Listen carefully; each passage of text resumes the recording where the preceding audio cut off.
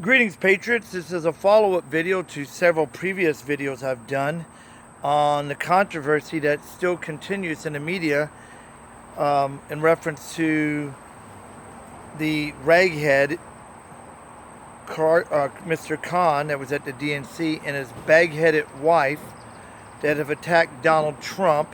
You know, the Muslim who had a son that died while serving allegedly our country. Need I remind you, people, that there have been Muslims in the military that served for years before they perpetrated violent attacks on our military. Let me think of some. Can we think of going back quite a few years? The Muslim in the Iraq War that rolled a grenade into a tent. Can we think of Fort Hood, Nadel Hassan, who committed an act of terror that our president called workplace violence? That's right, Nadel Hassan, Fort Hood. That's right, an officer that served for years in the military. Let me tell you something, people. As I said in a previous video, those that want to believe that just because an American Muslim holds up a copy of the Constitution means he's loyal to the Constitution, you're ignorant. You know what?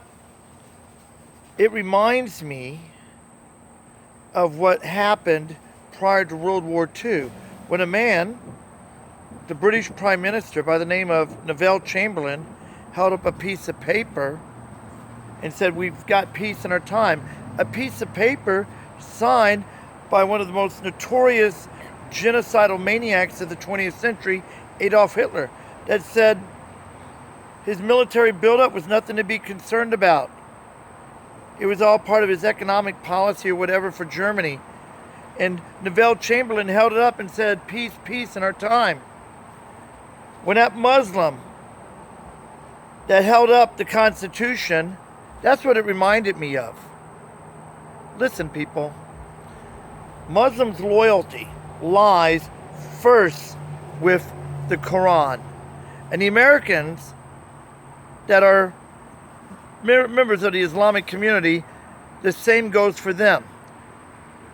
Well, the question is why was his son in the military if he was so against the Constitution? It's called infiltration. It's called a fifth column. It's called a Trojan horse. You infiltrate the enemy. You build up your numbers so you get to such a point that you can conquer the enemy.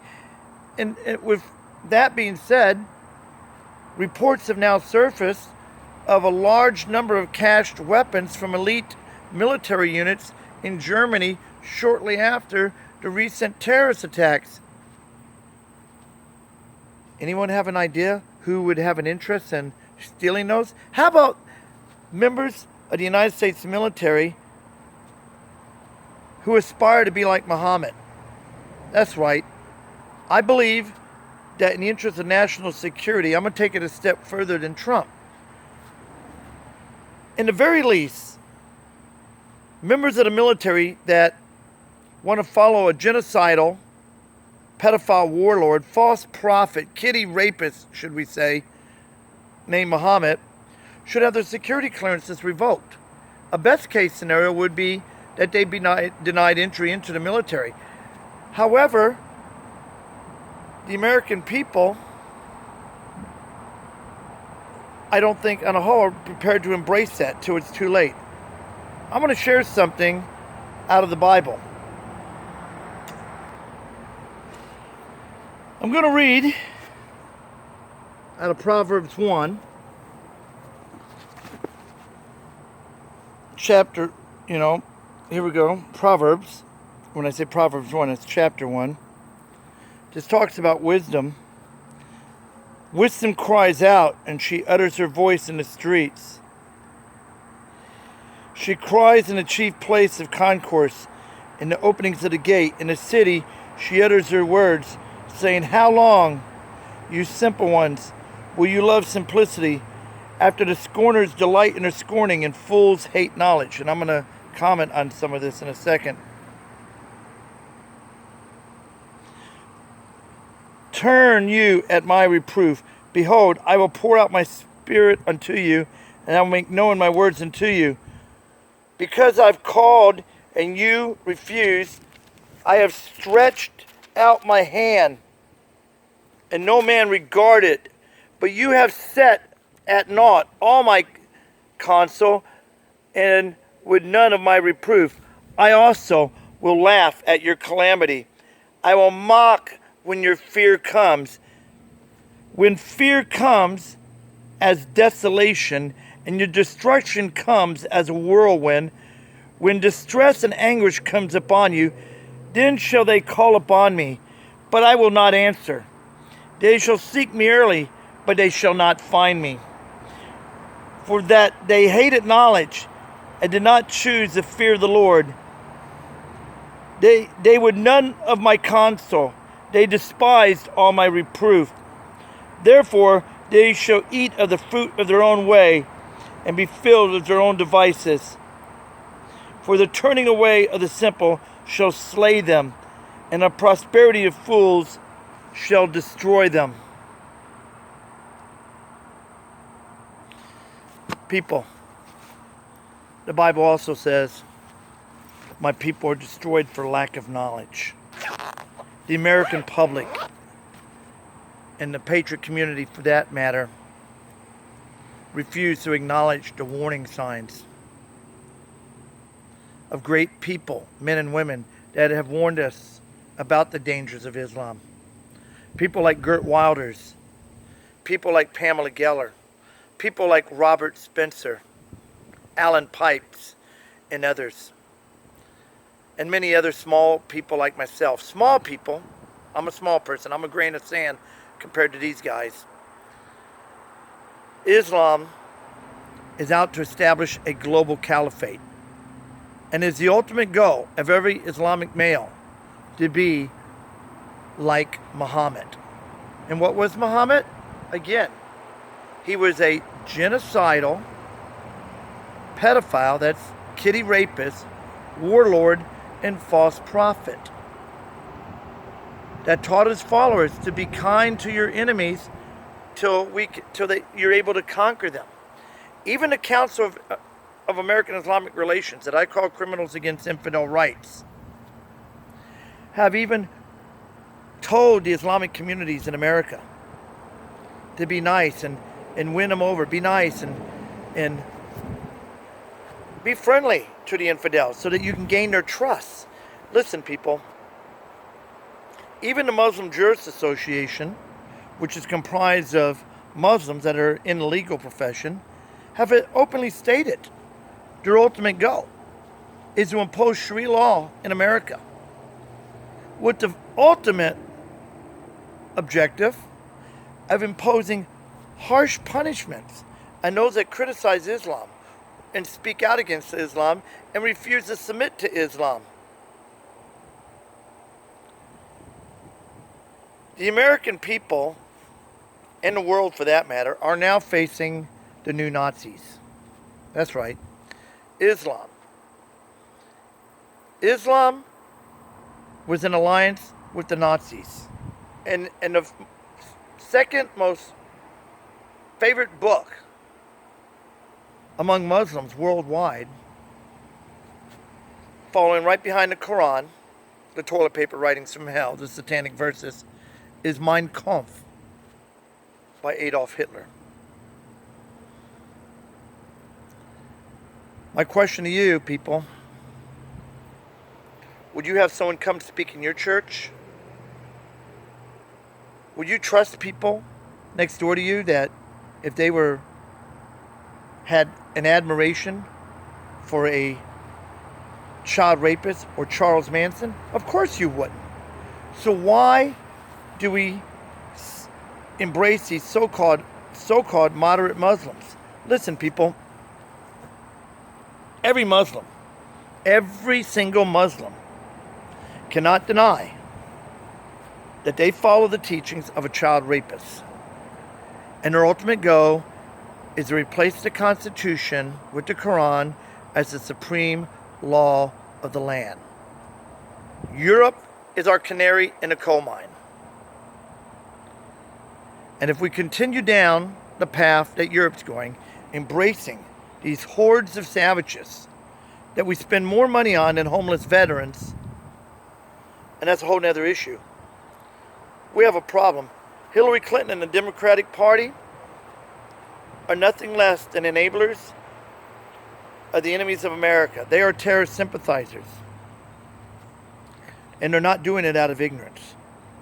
They're doing it because they are directly involved behind the scenes on to destroy this nation and to wipe Christianity off the face of the earth and to take America down. And if we go down, the world will be plunged into 1,000 years of darkness that will make the Dark Ages pale in comparison. I've talked to people in other countries, Christians in other countries. I've talked to people in France. I've talked to people in Britain. I've even talked recently on the phone to people in Australia. And they say that we cannot allow America to come under Sharia law. We have got to stop the Islamization of America. But when we have patriots out there that don't think Islam is a threat, people, again, as I mentioned, Paul Tapete of the band Poker Face. And yes, even the patriot, I believe his name is David Wood. He puts videos out exposing Islam. I remember him a few years ago saying we don't have to worry about Sharia in America because the Muslims don't have their numbers up. Really, David? Where are we at today? Look at the influence that a minority of Muslims have done. Why, even the federal prison system and the state prison system here in Georgia does not allow prisoners to be able to get bacon or pork products, when before they did give the Islamic prisoners their halal diets, as they call it, halal. But the Muslim prisoners in the Islamic community of our states and our nation are forcing non-Muslims to start adhering to Islamic dietary practices. If you don't believe me, check it out. Check out how pork and bacon have been removed from the prison system upon pressure from these Islamic organizations. They're gaining a stronger and stronger foothold. And all I can say is that Muslim that was on stage at the DNC who had a son that died, all I can say is that's one less Muslim that we have to worry about rolling a grenade into the tent or compound of his fellow soldiers, which has happened before. One less Muslim that will pick up a pistol or a rifle and start shooting his fellow soldiers like Nadel Hassan did at Fort Hood. Yes, I am a proud enemy of Islam. And I will always stand against Islam. And I will never submit to Sharia law. And I will openly state that anyone in the future, even if it's the federal government of the United States of America, tries to arrest American citizens for failure to adhere to laws based on the Quran, the answer is lethal resistance and revolution. I'm not calling for people to do it now because we're not at that point, but we're getting really close, people. We're getting really close. You need to not submit. You need to not be silent and stand against the evil, the new evil that's sweeping the planet, the cloud that's rising out of every continent, that is surrounding our nation right now. And a day's coming that there will be conflicts in every major city in America. The day's coming that our police, military, National Guard won't be able to do it. And we're going to see cities burning from coast to coast one day in America. That's what it's going to take before America finally calls upon God. Because in the meantime, God's not going to bless a nation that embraces and gives credibility and a stage to an ideology that denies that Jesus Christ was the Son of God, and a government that sheds innocent blood, abortion. God will not bless a nation that's in disobedience. In America, right now, we don't need to ask God to bless America. We need to ask God to forgive America, and we need to turn from our wicked ways of embracing an ideology of hate, slavery, and chattel. An ideology that does not respect our freedom. No follower of Islam can say they respect the Constitution. If they do, they're lying to you. Otherwise, they're not a Muslim. Because Islam teaches that everything is secondary to the Quran as far as obedience. Yes, people, Islamic leaders are even advocating that Muslims have the right to steal from non-Muslims. Islamic imams are advocating that the only law that Muslims in America, American Muslims, should have to obey is the Quran, not local, state, or federal laws. They believe that those laws can be ignored. That's right. You can Google all this. I can go on for hours to talk about it. In the meantime, if you're on the MeWe platform, and this only applies right now what I'm about to say to the people on MeWe, the group We Are the Modern Day Alert and Muster, they removed my previous video calling out the raghead who had his bag-headed wife standing beside him attacking Donald Trump, trying to pull the wool over the eyes of America. Well, you know what, Khan? I see through the darkness. I see through the darkness, and I see through your lies. I see the angel of light, which is Satan in disguise, trying to deceive the American people. America better wake up, or we're going to end up just like Europe. Anyway, people, if you like the shirt I'm wearing, you can also text me. $15 for the shirt I'm wearing. God bless America. Death to Islam. And I will not submit.